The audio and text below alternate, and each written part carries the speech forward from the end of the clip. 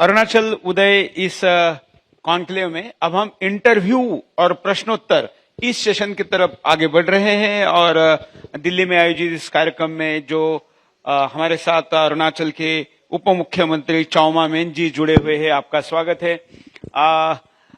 अब यहां से शुरुआत करते हैं क्योंकि अरुणाचल कहते ही सुदर्शन, क्योंकि हर चैनल के प्रश्न अलग होते हैं।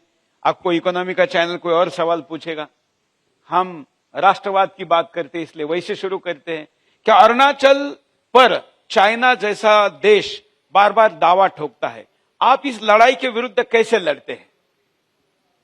देखिए, हमारा सेंटर में बहुत स्ट्रांग सरकार है मोदी जी का नेतृत्व में, हम उसमें पूर्ण विश्वास है। तो चाइना भी जो भी करो, हमारा कोई कुछ होने वाला नहीं है।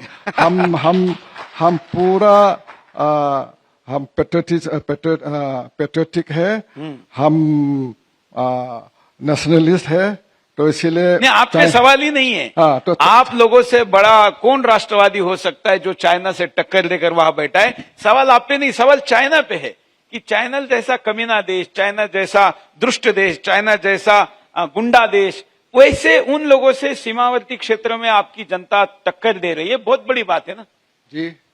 देखिए, हमारा सीमावर्ती इलाका में जो लोग है अभी भी जब आप जाएंगे तो जय हिंद पुकार के आपको स्वागत करेंगे। इस तरह का पेट्रियटिज्म है, इस तरह का उसमें देशभक्ति का भाव है। तो इसीलिए वो हमेशा हम चीन को हम 1 इंच भी जगह नहीं छोड़ेगा, इस तरह का हम देशभक्त। वाह, यही भावना चाहिए कि 1 इंच भी जगह चीन के लिए नहीं छोड़ेंगे। लेकिन चीन आपके ऊपर केवल शस्त्र से ही हमला करने की वैसे तो संभावना नहीं है। उसका एक प्यादा पाकिस्तान ने हमारे खिलाफ अभी कुछ करके देखा तो चाइना की डिफेंस सिस्टम वहां फेल हो गई। ऐसे में भारत से शस्त्रों का पंगा लेगा, इसकी संभावना बहुत कम है। लेकिन उसके पास पानी का शस्त्र है, वो ज्यादा पानी छोड़ सकता है। ऐसे किसी शस्त्र से बचाने के लिए अरुणाचल में आप लोगों ने क्या किया है? देखिए, आप हाइड्रो पावर का बोल रहा है, जो चाइना में जो हाइड्रो पावर जो डैम बनने वाला है, आप उसी को सवाल उठाया है। मैं उसका बारे में आपको बोलने वाला हूँ। $137 billion, 60,000 megawatt, the great ban of China, वहां में उन्होंने सैंक्शन भी कर दिया। अगर वो हो जाएगा 60,000 मेगावाट चाइना में, तो हमारा जितना भी विशेषज्ञ है, हमारा जितने भी साइंटिस्ट है, उन लोग का भी शंका हुआ है। अभी उन लोग ने भारत सरकार को प्रश्न उठाया, अगर चाइना वो डैम बनाएगा, जब ज्यादा पानी छोड़ देगा तो अरुणाचल का क्या होगा? हालत क्या होगा? यही इसलिए मैंने सियांग नदी का हालत क्या होगा? ब्रह्मपुत्र का हालत क्या होगा? ज्यादा पानी छोड़ेगा तो सरायघाट ब्रिज है, जो गुवाहाटी में जो ब्रिज है, उसका ऊपर से पानी जाएगा, बांग्लादेश चप जाएगा। तब भारत सरकार क्या परिस्थिति में लेगा, क्या स्टेप लेगा, प्रश्न कर रहा है। फिर हमारा जो संसद है, ऑपोजिशन हो रूलिंग हो, उनका भी संसद में क्वेश्चन है भारत सरकार को कि अगर इस परिस्थिति में भारत सरकार क्या नीतियां अपनाएगा। तो हम यही नीतियां अपनाएगा कि हम अपना अरुणाचल प्रदेश में भी सियांग नदी में 11,000 मेगावाट का हम डैम बनाएगा। वो इलेक्ट्रिसिटी प्रोड्यूस के लिए नहीं, सिर्फ इलेक्ट्रिसिटी से बात हम नहीं रखते, हम नेशनल सिक्योरिटी के लिए वो डैम बनाएगा। हमारा ये जो चाइना का डैम लेकिन चाइना कुछ एनजीओ के थ्रू, कुछ लोगों को पैसे देके, कुछ पत्रकारों के थ्रू आपका इस प्रोजेक्ट का विरोध करवा रहा है। देखिए, आजकल पानगुमटी में भी पानगुमटी वाला भी ये जो एनवायरमेंटलिस्ट बन जाता है। यही तो चुनौती है। तो ऐसा से हमारा कोई होने वाला नहीं है। देखिए, चाइना का जो डैम है 5.5 BCM उनका कैपेसिटी है, और हमारा डैम का कैपेसिटी होगा 9.2 BCM। चाइना अगर ज्यादा पानी छोड़ देगा, हम वहां में पानी को रोकने के लिए हमारा व्यवस्था होगा। चाइना अगर पानी को डाइवर्ट भी कर देगा, तो हमारा जितना रिजर्वोयर में जो पानी होगा और बारिश से जो अरुणाचल प्रदेश से जो बारिश होगा, बारिश से जो पानी होगा, उसको हम वहां में तो आप क्राइसिस को अपॉर्चुनिटी में धीरे धीरे छोड़ेगा। हमारा फ्लोरा एंड फौना को नष्ट होने नहीं देगा, एक्वाटिक लाइफ को नष्ट होने नहीं देगा, सोशल लाइफ को नष्ट होने देगा। इसी तरह हम अपने आप को संभालना होगा, इस तरह से हम प्रिपेयर लेना होगा। PFR हम करने वाला है अभी। मतलब आप क्राइसिस को अपॉर्चुनिटी में कन्वर्ट करें। हाँ, opportunity, yes, this is going to be. तो इससे तो अरुणाचल एक पावर जनरेशन का हब बन जाएगा। मतलब पावर चाइना जनरेशन नुकसान का हाफ करना- तो मैंने बोल दिया। देखिए हमारा 58,000 मेगावाट है। हाँ। अभी हम 13 प्रोजेक्ट के लिए एमओयू साइन किया। हम एमओयू साइन किए सीपीएसयू के साथ। हमारा निपको है, एनएसपीसी है, एसजेबीएन है, टीएचडीसी है, 4 सीपीएसयू के साथ हम एमओयू साइन किया है 13,000 मेगावाट के लिए। हम अभी 3 प्रोजेक्ट तो हम 1-2 महीना में शुरू कर देंगे। 7 प्रोजेक्ट का क्लियरेंस होने वाला है। तो 4-5 साल में हम 10,000 मेगावाट, 13,000 छोड़ दिए, बाकी 3,000 तो 10,000 मेगावाट हो जाएगा। तो हमारा सालाना इनकम 10 साल में 7,000 करोड़ हमारा आने वाला है। इसके रोजगार भी तो मिलेगा। रोजगार मिलेगा, आरआर में उसको रिलीफ एंड रिहेबिलिटेशन में उनको पैसा मिलेगा। मैं रिसर्च कर उनको- रहा था कि आपके इतने प्रोजेक्ट अगर लागू होते तो 30,000 से ज्यादा बच्चों को रोजगार मिलेगा। 30,000 से ज्यादा बच्चों को रोजगार मिलेगा, नौकरी मिलेगा। इस तरह का जो लोकल बच्चे हैं, लोकल यूथ है, उनको नौकरी का सुविधा मिलेगा। सब इसी नाम मल्टी डायमेंशनल डेवलपमेंट होगा हम। तो इस तरह का डेवलपमेंट। तो फिर ये कैंपेन मीडिया के थ्रू, लीडरशिप के थ्रू लोगों के पास लेके जाना चाहिए कि डैम क्यों जरूरी है, नहीं तो फिर चाइना तो लोगों को उस्काने का काम कर रहे हैं। देखिए हमारा ऑफिसर लोग यहाँ बैठे हुए हैं, हाँ। 3 रात काम कर रहा है वो लोग कि डैम चाहिए। ये डैम सिर्फ इलेक्ट्रिसिटी पावर के लिए नहीं है, ये डैम हमारा भविष्य के लिए है, हमारा फ्यूचर के लिए है, हमारा सिक्योरिटी के लिए, नेशनल सिक्योरिटी के लिए है, असम को, हम अरुणाचल को रक्षा करने के लिए है, असम को रक्षा करने के लिए है। इसलिए डैम चाहिए। अवेयरनेस हो रहा है, अभी लोग सपोर्ट में आ रहा है, धीरे धीरे लोग डैम का सपोर्ट में आ रहा है। इसलिए शीघ्र ही हम भी अपने चैनल की तरफ से इस विषय का प्रचार करेंगे और लोगों के सामने इसका सत्य लेके आज आपका मीडिया के थ्रू से तो वो जो हमारा जो इंटरव्यू है चला जाएगा लोगों के पास। तो सरकार का इंटेंशन क्या है लोगों को पता चलेगा। लेकिन हम जबरदस्त करने वाला नहीं, हम जबरदस्त नहीं करेगा। लोगों को हम बोलेगा कि ये आपका नुकसान नहीं, हमारे देश की जनता का एक स्वभाव है कि जब उसको सत्य पता चल जाए तो फिर वो देश के साथ खड़ी होती है। और मुझे लगता है कि ये जो डिस्कशन है उनको सत्य बताएगा। जी। साथ में अब मैं थोड़ा सांस्कृतिक विषय की तरफ से आना चाहूंगा।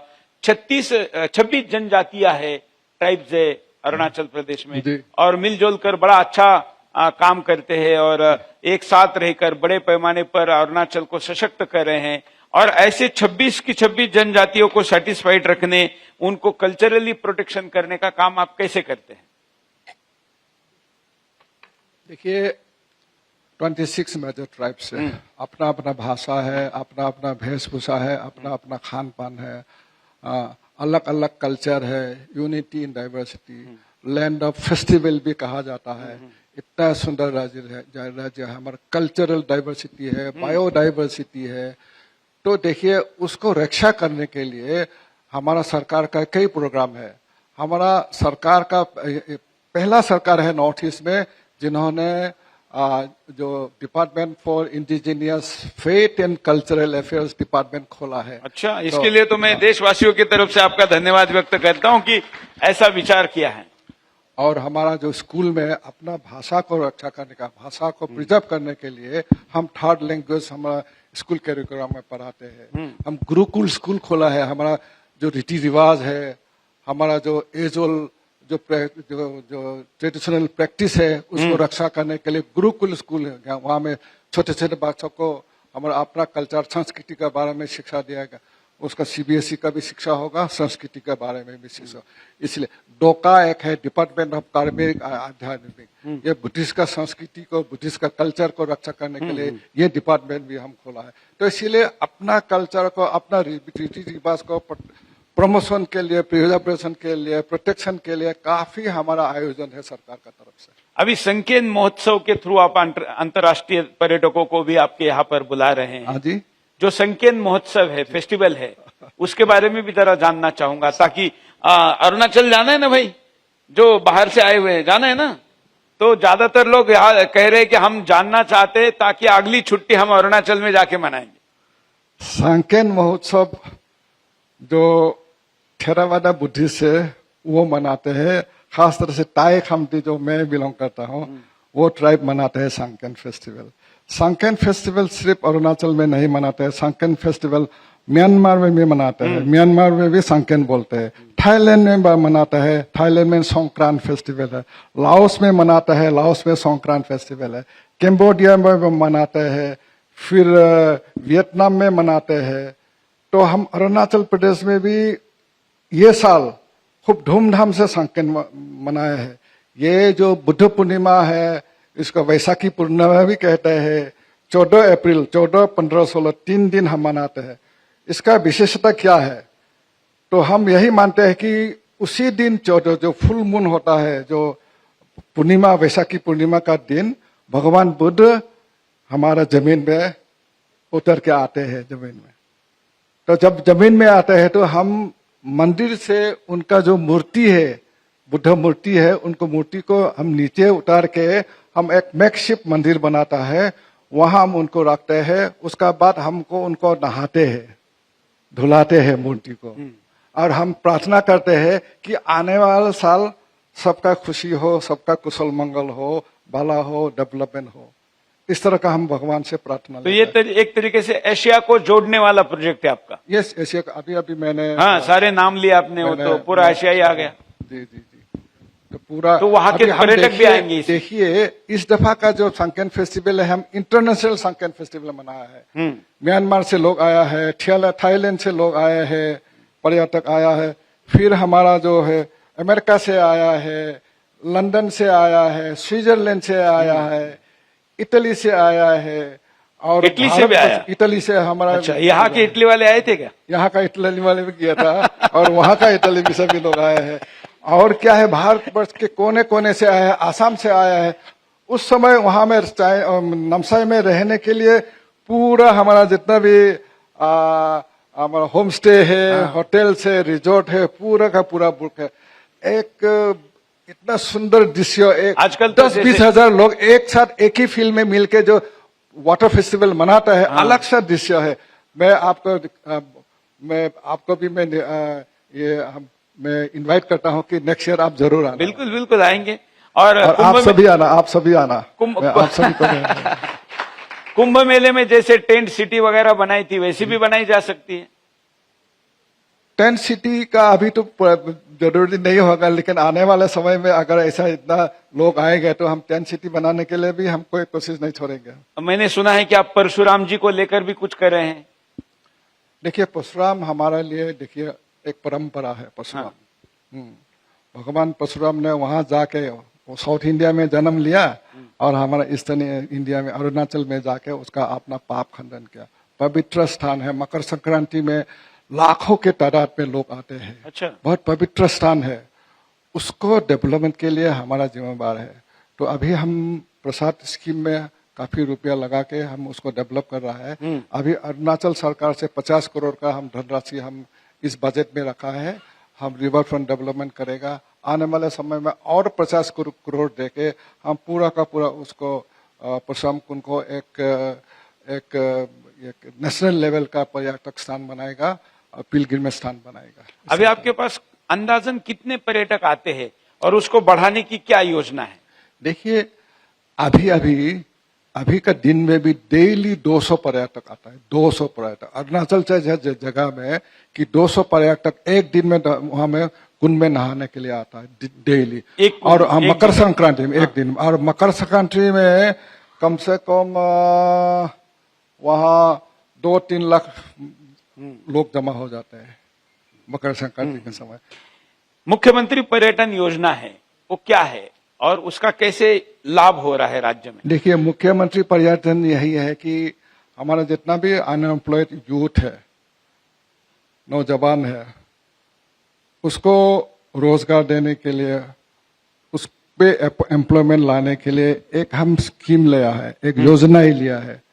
ये जो दीनदयाल उपाध्याय स्वावलंबन योजना। तो उस स्वावलंबन योजना से हम उनको एक स्कीम देता है 10 लाख से लेके 1 करोड़ तक।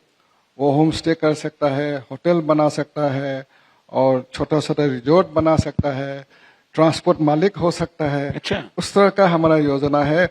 उसमें जो धनराशि होगा उसका 45% हम सब्सिडी देता है उनके लिए, और उसका 45% जो है हम बैंक से उनको लोन दिलाता है, इंटरेस्ट फ्री लोन, और 10% अपना से देना। अच्छा, ये तो भारत में शायद ही कहीं ऐसी योजना हो। इतने बड़े पैमाने पर आप I have no idea but Arunachal में है ये। आपने वाइब्रेंट विलेज नाम की भी योजना लाई है।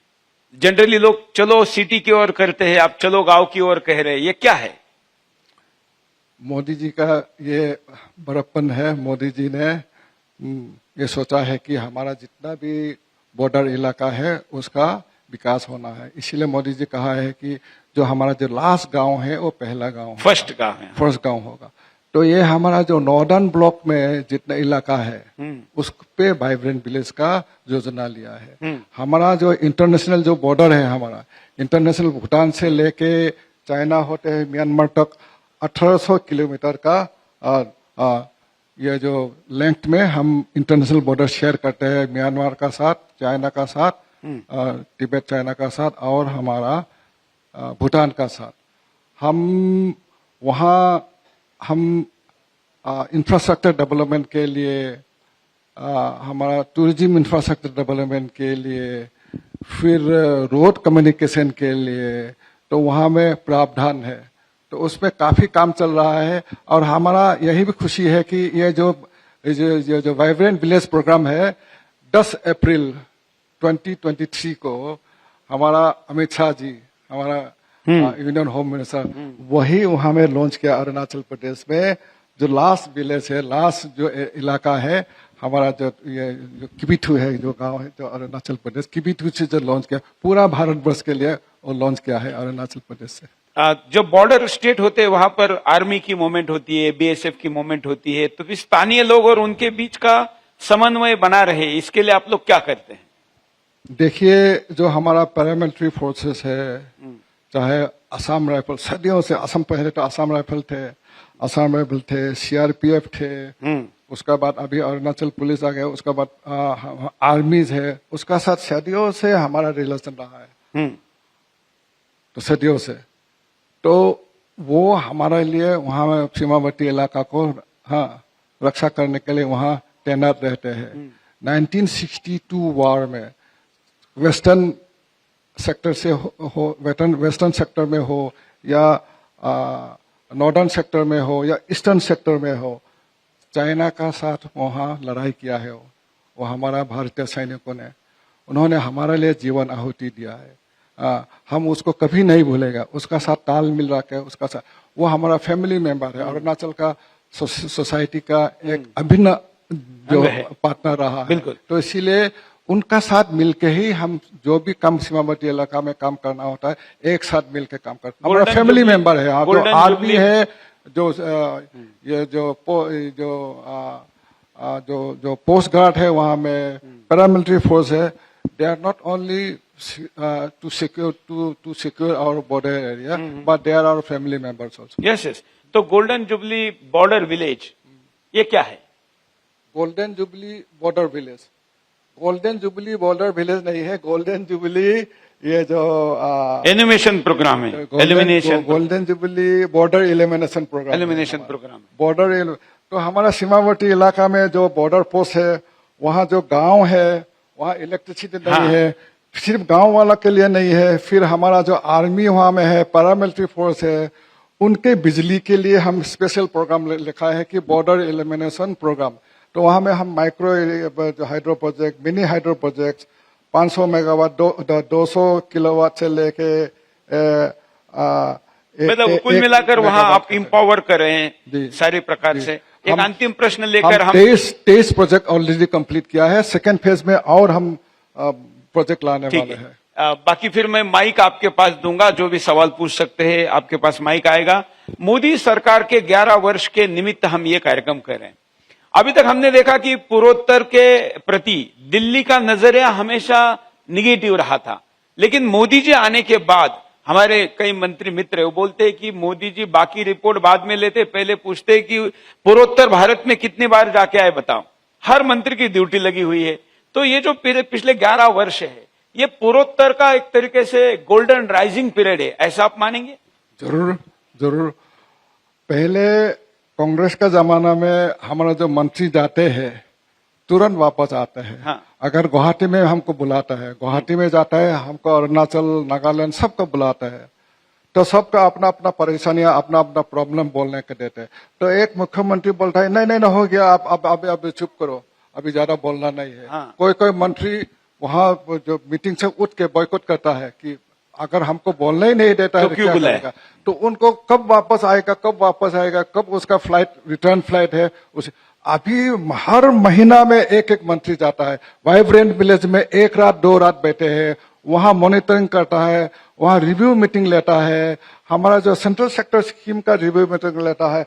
हर महीना एक दो मंत्री जाता ही है सभी कोना पे, सभी इलाका में अरुणाचल। तो इसका उपयोग इस हुआ? तरह का जो है मोदी जी का है। मोदी जी हर काम का, हर स्कीम का, हर प्रोजेक्ट का अपना से मॉनिटरिंग कर रहा है। हमारा जो कमिश्नर यहाँ बैठे हुए अभी आए हैं यहाँ में, जो हमारा जो प्रधानमंत्री जी का जो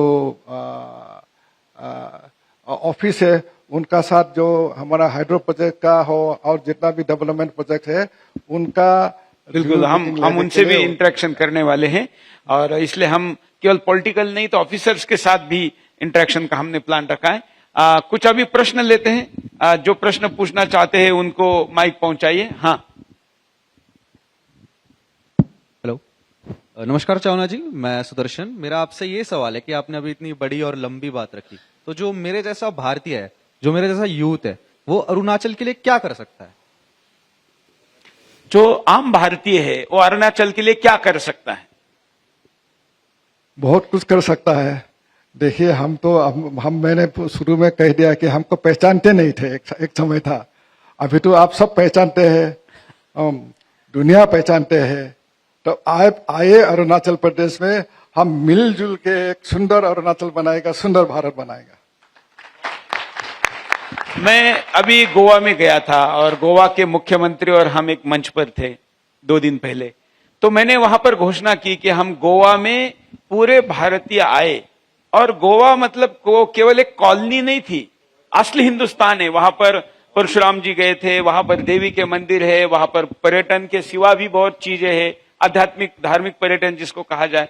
तो उसके प्रचार के लिए सुदर्शन 1 करोड़ रुपए अपने चैनल से प्रचार के लिए लगाएगा। ये घोषणा मैंने गोवा में की थी। आज मैं यही घोषणा करता हूं कि अरुणाचल हिंदुस्तान से जोड़े रखने के लिए और ज्यादा से ज्यादा भारतीय लोग अपने ही देश के एक महत्वपूर्ण राज्य अरुणाचल में जाए, इसके लिए सुदर्शन 1 करोड़ रुपए का प्रचार करेगा अपने तरफ से और लोगों को लेकर। बहुत बहुत धन्यवाद, बहुत बहुत धन्यवाद। और इसके लिए मैं विभिन्न राज्यों के मुख्यमंत्रियों से भी बात करूंगा, विभिन्न ट्रैवल एजेंसियों से बात करूंगा, विभिन्न एयरलाइंस के साथ बात करूंगा, और इसके लिए आपका ऑफिस और हमारा ऑफिस का एक नोडल ऑफिसर हम बनाएंगे, एक टास्क फोर्स बनाएंगे और उसके ऊपर काम करेगी। अगले 5 साल का हम एक प्रोजेक्शन बनाएंगे और देश के सामने इसका प्रोजेक्शन का रिपोर्ट देंगे कि हमने अरुणाचल के लिए क्या करके दिखाया है। हमारा मुख्यमंत्री है पेमा खांडू जी। मैं पेमा खांडू जी का ओर से, मुख्यमंत्री का ओर से आपका जो विचार है, विचार को बधाई देता हूँ, शुभकामनाएं देता हूँ। हम मिलके हम विकास के ओर बिल्कुल ये करके दिखा सकते। पिछले दिनों दिवाली प्रोग्राम में प्रधानमंत्री जी ने कहा कि मीडिया अपने ताकत का सदुपयोग करे। आप लोग इतना कुछ कर सकते हैं और किसी की भी गवर्नमेंट रहे काम करवा के ले सकते हैं।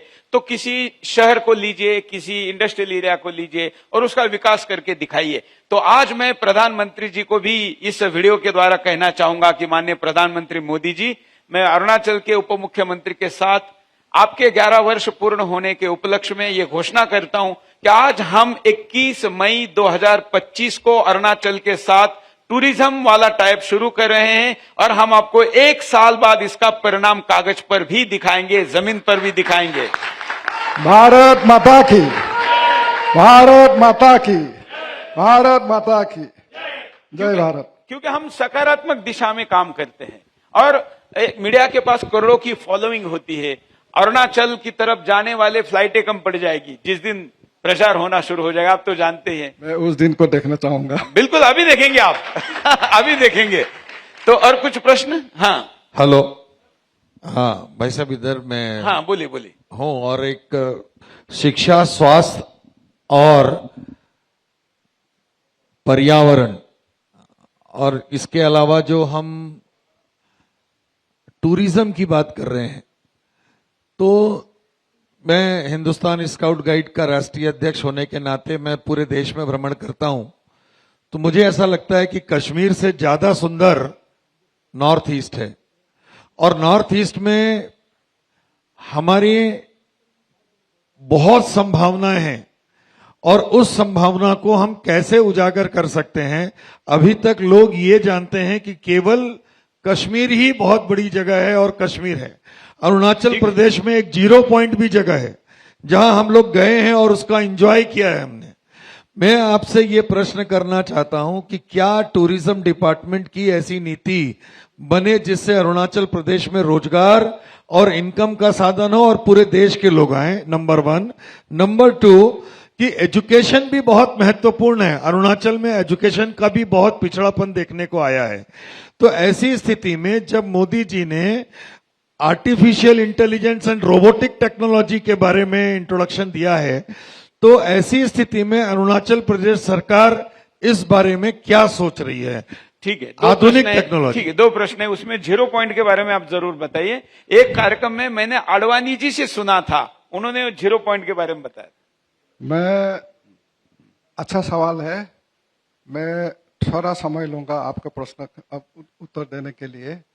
देखिए, जब हम टूरिज्म का बात करता है, Arunachal Pradesh is naturally gifted है।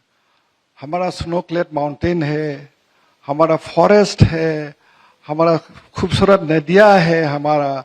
उसका बाद हमारा ये जो बायोडाइवर्सिटी है, हमारा कल्चरल डाइवर्सिटी है, लेक्स है। हमारा हर साल हमारा नया डिस्कवरीज होता है, चाहे फ्रॉग स्पेसीज का डिस्कवरी हो, चाहे बटरफ्लाई स्पेसीज का डिस्कवरी हो, चाहे फिश स्पेशली मछली स्पेसीज का डिस्कवरी हो, चाहे प्लांट स्पेसीज का डिस्कवरी हो। अभी कल परसों एक बटरफ्लाई का डिस्कवरी हुआ है अरुणाचल प्रदेश में। इस तरह का डिस्कवरी होता है। मोर देन 600 वेराइटीज का हमारा जो ऑर्किड है जो है। तो इस तरह का अरुणाचल, एक सुंदर अरुणाचल का इतना सुंदर लैंडस्केप है, ये नेचुरल ब्यूटी है। और पोटेंशियल क्या है अरुणाचल प्रदेश में, टूरिज्म पोटेंशियल में कहूंगा कि टूरिज्म पोटेंशियल का बात कहा जाए तो हेरिटेज टूरिज्म का बात कहता हूं। हेरिटेज टूरिज्म जब बात कहा तो फर्स्ट 6 दलाई लामा। तो दलाई लामा हमारा जो हिज होलीनेस जो दलाई लामा है, हमारा बुद्धिस्ट के लिए, बुद्धिज्म के लिए बहुत बड़ा हमारा गुरु है, रिलीजियस लीडर है। तो 6 दलाई लामा का जन्म स्थान तावांग में हुआ है 1683 में। वो हमारा हेरिटेज साइट है। फिर आके हमारा जो दिरांगजोंग है, दिरांगजोंग में 17th सेंचुरी का मनपा राजाओं ने एक फोर्ट बना है, बहुत बड़ा फोर्ट है। वो काठ से बना है, पत्थर से बना हुआ है। वो 17th सेंचुरी में अपने को रक्षा करने के लिए बना है। वो भी एक हेरिटेज साइट है। उसका बाद नक्शा पर्वत है, हमारा नक्शा पर्वत। वो 17th सेंचुरी का नक्शा पर्वत, 14th-15th सेंचुरी का वो आर्कियोलॉजिकल साइट है, वो एक है। फिर हमारा जो भीष्मक नगर है, 8th सेंचुरी का भीष्मक नगर, जहां से भगवान श्री कृष्ण ने रुक्मिणी हरण की थी। फिर वहां से रुक्मिणी को ले जाके मालिनीथान, वो भी एक आर्कियोलॉजिकल साइट है, वहां शादी किया है। तो हमारा जो माता पार्वती ने वहां आके दोनों को फूल माला पहनाया है उनका। उसका बाद परशुराम, हमारा जो सेकेंड वर्ल्ड वॉर का जो स्टीलवेल रोड, जो सेकेंड वर्ल्ड वॉर में जो अमेरिकन आर्मी था, चाइनीज आर्मी था, उनका जवान का सिमेट्री है वहां में, ग्रेवयार्ड है वहां में। वो भी हमारे लिए एक हेरिटेज साइट होगा। उसका बाद पिलग्रिमेज साइट का बात कहूं तो तवांग मोनास्ट्री है, दुनिया का सबसे सेकंड लार्जेस्ट जो एशिया का होगा, शायद सेकंड लार्जेस्ट मोनास्ट्री है। 400 ईयर ओल्ड है, तवांग बुद्धिस्ट मोनास्ट्री है। उसके बाद लगेला मोनास्ट्री 7th सेंचुरी का, वो हमारा मोरसिंग में है। उसका बाद आप आएगा तो हमारा जो 25 फुट जो नेचुरली फॉर्म जो शिवलिंग है, वो 0 में है, वो है शिवलिंग है। उसके बाद परशुराम कुंड है, मकर संक्रांति में लाखों के तादाद में लोग आते हैं। तो इस तरह का गोल्डन पेगोडा है नामसाई में। इस तरह का हमारा जो पिलग्रिमेज साइट है। उसका बाद एडवेंचर स्पोर्ट्स के लिए हमारा जो 5 नदियां है, 5 नदियां में रिवर राफ्टिंग हो सकता है, व्हाइट वाटर राफ्टिंग हो सकता है, कैनोइंग हो सकता है, कायाकिंग हो सकता है। फिर पैराग्लाइडिंग में बहुत सुंदर अरुणाचल प्रदेश में सुविधा है पैराग्लाइडिंग के लिए। माउंटेन बाइकिंग के लिए जो एडवांस टूरिस्ट का बहुत स्कोप है, मचुका में होता है वो। इस तरह का कई कल्चरल टूरिज्म, हम 26 मेजर ट्राइब्स है, अपना अपना वेशभूषा है, अपना अपना भाषा है। एक कल्चरल टूरिज्म का बहुत स्कोप है। हमारा जो लैंड ऑफ फेस्टिवल भी कहता है। इस तरह का जो टूरिज्म का बात वेलनेस का भी होगा। नो एंड टू वेलनेस का भी किया जा सकता है। क्या जी? वेलनेस सेंटर का भी सुविधा है बहुत। अभी हम अच्छा, इंफ्रास्ट्रक्चर इतनी सारी बातें अरुणाचल में हैं, ऐसा कभी सुना था क्या? बिल्कुल कभी नहीं सुना था। ये कॉन्क्लेव इसीलिए आयोजित किया जा रहा है कि इतना सब कुछ वहां है, अपना है, और इसलिए वहां हमने जाना चाहिए। ये प्रेरणा देनी है। हाँ, मुंबई से, महाराष्ट्र से एक किसान नेता हमारे बीच में है। नमस्कार सर। मैं आपका पहले तो अभिनंदन करूंगा। जो 7 सिस्टर्स है, सबसे एल्डर सिस्टर अरुणाचल प्रदेश को कहा जाता है।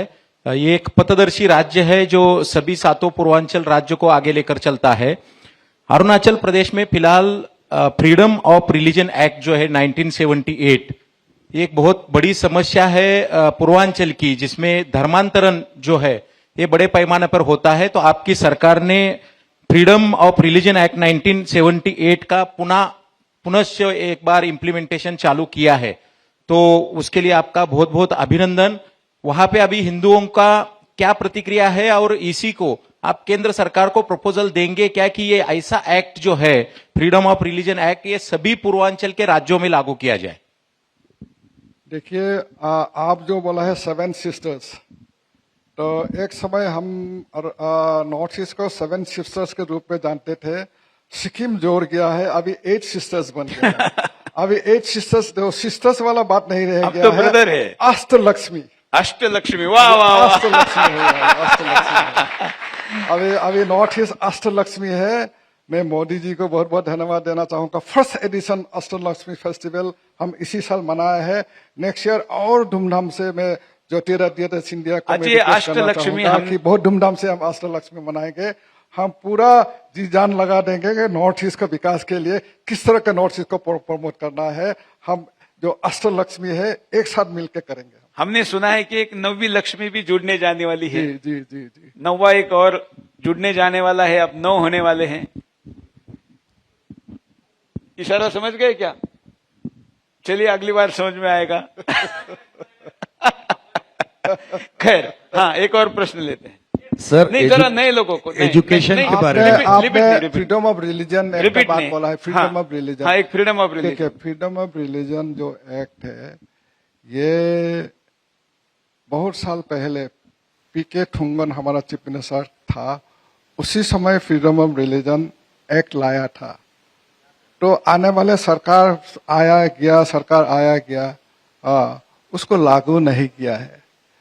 तो किसी एक व्यक्ति ने सुप्रीम कोर्ट में, हाई कोर्ट में चला गया कि ये फ्रीडम ऑफ रिलीजन एक्ट जो बना है अरुणाचल प्रदेश में, ये क्यों लागू किया नहीं जाए। तो हाई कोर्ट ने हमें ऑर्डर दिया है कि इसका रूल बनाओ आप।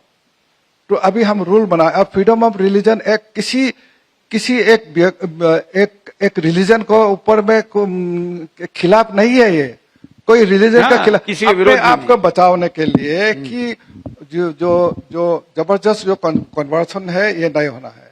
अब क्रिश्चियन से भी जबरदस्त कन्वर्सन नहीं होना है, हिंदू का भी नहीं होना है, बुद्धिस्ट का भी नहीं होना है, सिख का भी नहीं होना है, किसी का नहीं होना है। किसी के विरोध में नहीं तो ये हम जब रूल बनाएंगे अरुणाचल प्रदेश, हम क्रिश्चियन को भी लेंगे, वहां मेंबर लेंगे क्रिश्चियन से भी, हम बुद्धिस्ट से भी लेंगे, डोनिपोलोजिम जो इंडिजिनस फेथ रखने वाला है उन लोगों से भी लेगा। पूरा का पूरा सभी जो अरुणाचल का जितना भी संगठन है उसको लेके ही हम रूल बनाएंगे सभी सुविधा के लिए। तो इसीलिए इससे कोई फ्रीडम ऑफ रिलीजन एक्ट से कोई किसी को डरना नहीं है। बिल्कुल बिल्कुल। हाँ, हमारे साथ एक सुप्रीम कोर्ट के वकील हैं। हाँ, नमस्कार। मेरा सवाल ये है, जब विकास की बात करते हैं तो अरुणाचल प्रदेश जैसा नेचुरल स्टेट, उसके सामने सबसे बड़ी समस्या आती है जो नेचुरल हेरिटेज है उनको बचाने का, और साथ ही साथ जब हम डेवलपमेंट की बात करते हैं तो नेचर प्रोटेक्शन की भी बात आती है। वहां पे कई सारी चीजें, चैलेंजेज आते हैं। तो उसको आप कैसे टैकल करते हैं कि साथ ही साथ विकास के साथ साथ वहां का जो प्रकृति है उसको बचाने का प्रयास कैसे? क्योंकि अभी रिसेंट महाराष्ट्र में या कई जगह जहां भी जब डेवलपमेंट की बात आती है तो जंगलों को साफ किया जाता है, कई सारे ऐसे चीजें आती, तो इसको सरकार कैसे देखती? देखिए, हम 12 बायोडाइवर्सिटी हॉटस्पॉट में हम एक है अरुणाचल प्रदेश में। हमारा 83,000 स्क्वायर किलोमीटर हमारा वर्क के एरिया है, वो है। तो सबसे फॉरेस्ट कवरेज हमारा हाईएस्ट है। फॉरेस्ट कवरेज हमारा सबसे ज्यादा हाईएस्ट है, हमारा फॉरेस्ट कवरेज। और उस पे हमारा ये जो वाइल्ड लाइफ सेंचुरी है, हमारा जो टाइगर रिजर्व है, हमारा जो नमदफा जो नेशनल पार्क्स है, इस तरह का हम नेचुरल रिसोर्स को हम रक्षा करके आए हैं। तो इसलिए Arunachal Pradesh is a place where we have been protecting our natural resources, our forest, our biodiversity, उसमें कोई शंका नहीं है। तो यही है अरुणाचल प्रदेश।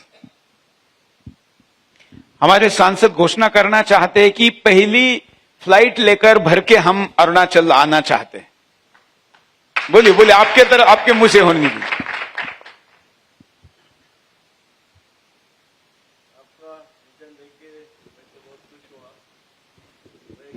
एक मिनट हाँ, एक मिनट, ऑन नहीं हुआ। हाँ, ठीक है। पार्लियामेंट्री कमेटी के माध्यम से एक बार मैं अरुणाचल में आया है, अरुणाचल का सब कुछ थोड़ा सा जान लिया है। और अभी वहाँ की 10 साल की बात है। अभी जब आपके पास मेरे समझ में आया कि आपका जो विजन जो जिस तरह से आगे 3 करोड़ से 39 करोड़ पे आ गया है, मैं चाहूंगा कि अगर इस भाव से आप आगे चलेंगे तो जल्दी से जल्दी 3 लाख करोड़ तक जाना चाहिए, होना चाहिए ये समझ। दूसरी बात ये है कि मैं ये चाहता हूं, ये भारत के दूसरे सबसे बड़े देवस्थान के सीईओ रहे हैं महाराष्ट्र में, शिरडी जो है उसके। तो इनको टूरिज्म, लोगों को कैसे लाना, उनको कैसे हॉस्पिटलाइज करना, हॉस्पिटलिटी देना, ये सब जानते हैं। तो इनके एक्सपर्टी का वो उपयोग भी होना चाहिए, केवल सांसद नहीं ना, वो वाला भी उपयोग भी होना चाहिए। आपसे जरूर मदद लेना चाहेंगे। पक्का। आपसे जरूर। तो अभी चौहान साहब ने जो अनाउंसमेंट किया है, उनके साथ में मैं निश्चित रूप से आपकी मदद करूंगा। आपके यहाँ तो लैंड इतना है,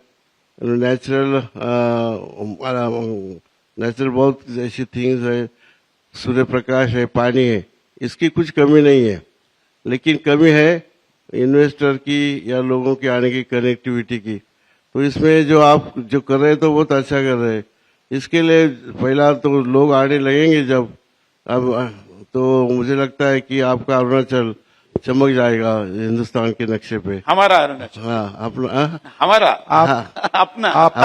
अपना अरुणाचल। आप इंदौर में आए, हम मिले हैं इंदौर में। हाँ। हम सभी मिलके परशुराम कुंड को हम और सही विकास बात का है। और Yes.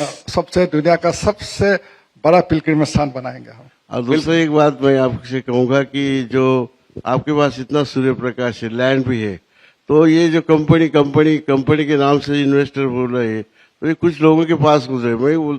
आप एक ऐसा प्रोजेक्ट बनाइए, समझो मैं हूँ एक मिडिल क्लास का पर्सन, तो मुझे वहां आकर 1 मेगावाट का इन्वेस्टमेंट करना है, तो आप उसके बारे में क्या सोचेंगे, क्या करेंगे? अगर कोई बाहर से आके वहाँ 1 मेगावाट का प्रोजेक्ट लगाना चाहता है, 5 हम देखिए, अच्छा सवाल है। हम अभी तो CPSUs हमारा साथ है, तो हम अभी हमारा पास बहुत सा स्कोप है। हम प्राइवेट डेवलपर्स, जो सीरियस प्राइवेट डेवलपर्स है, उसको भी आह्वान करते हैं, उसको भी हम अरुणाचल में इनवाइट करते हैं। अरुणाचल में हाइड्रो पावर में इन्वेस्ट करने के लिए ट्रिमेंडस स्कोप है। आप किसी को भी लाए, अगर उनका फाइनेंशियल क्रेडिबिलिटी है, सीरियस प्लेयर है, जरूर हम इन्वेस्ट करने के लिए सुविधा देगा, मौका देंगे जरूर। Thank you. ठीक है। अजित जी हमारे साथ है, अजित गोयल जी, रिनाउंड सीए है, और अपनी इन्वेस्टमेंट की बात की तो इन्वेस्टमेंट वाले को भी मैंने खड़ा कर दिया। नमस्कार। दुनिया में जितने भी मीडिया हाउसेज हैं वो सरकारों से मीडिया के लिए, अपने एडवर्टीजमेंट के लिए पैसा लेने के लिए जाते हैं। सुदर्शन एक ऐसा चैनल है जिसने पहली बार गवर्नमेंट को 1 करोड़ रुपए का हेल्प करने के लिए अनाउंसमेंट किया है। मैं सुदर्शन की पूरी टीम को बधाई देना चाहता हूं और मैं अपनी तरफ से एक सबसे पहले जो भी सुदर्शन का डेलीगेशन अरुणाचल में इस सबको टूरिज्म को बढ़ाने के लिए जाएगा, मैं उसका पार्ट होना मैं पसंद करूंगा। मैं अपनी सेवाएं ऑफर करता हूँ। वेलकम वेलकम, आपका स्वागत है। हाँ, टूरिज्म के लिए जो भी जितना बहुत छोटे छोटे से कंट्री हैं जिनमें इतना बड़ा टूरिज्म है और हमारा इतना बड़ा स्टेट है जहाँ पे हम कोई भी नहीं जाना चाहता है। मैं समझता हूँ कि हमारे पास बहुत स्कोप है और बहुत बड़ी इंडस्ट्री अरुणाचल की ग्रोथ के लिए हो सकती है। बिल्कुल। अभी अरुणाचल का एक्सपर्ट कंसल्टेंसी बहुत चाहिए टूरिज्म को बढ़ाने के लिए, और बहुत बहुत स्कोप है। मैं मानता हूँ छोटी सी कंट्री है दुबई, जिसमें पूरी दुनिया के टूरिज्म की वजह से उसमें इतनी बड़ी ग्रोथ हुई है और हमारे यहाँ पे इतने रिच रिसोर्सेज है, वहाँ कुछ भी नहीं है, उसके बावजूद उन्होंने पूरी दुनिया मतलब रेगिस्तान में अगर इतने लोग जा सकते हैं तो अरुणाचल तो स्वर्ग है, तो ज्यादा लोग जाने चाहिए। जी हाँ, तो मैं समझता हूँ कि ये अपने आप में बहुत बड़ी इंडस्ट्री हो सकती है पूरे स्टेट की ग्रोथ के लिए। यहाँ पर कई जाने माने लोग हैं, जैसे सांसद जी ने कहा, अजीत जी ने कहा, और कौन है जो पहले डेलीगेशन में जाना चाहेगा? अनिल जी भी है, ये हो गए। हाँ, इधर 2-3 किसान के तौर पर महाराष्ट्र से भी जाएंगे, एक और सुप्रीम कोर्ट के वकील है। देखिए 10 लोगों का डेलीगेशन ही तैयार हो गया। सबका स्वागत है, सबका सब। तो चलिए, हम अतिथि सत्कार में कम नहीं है और अतिथि सत्कार हम ठीक धूमधाम से करेंगे। बिल्कुल। तो यहाँ पर अब इस सेशन को हम रोकते हैं। इसके बाद का जो एक पैनल डिस्कशन है वो अभी हम शुरू करेंगे। मैं आपका बहुत बहुत आभारी हूं। और जो लोग ऐसा मानते हैं कि पूर्वोत्तर के लोगों को हिंदी नहीं आती वगैरह, इंटरव्यू देख के कैसा लगा? हाँ, ये दिमाग से उतर गया ना। तो इतनी अच्छी हिंदी में आपका इंटरव्यू, आपका बहुत बहुत आभारी, धन्यवाद।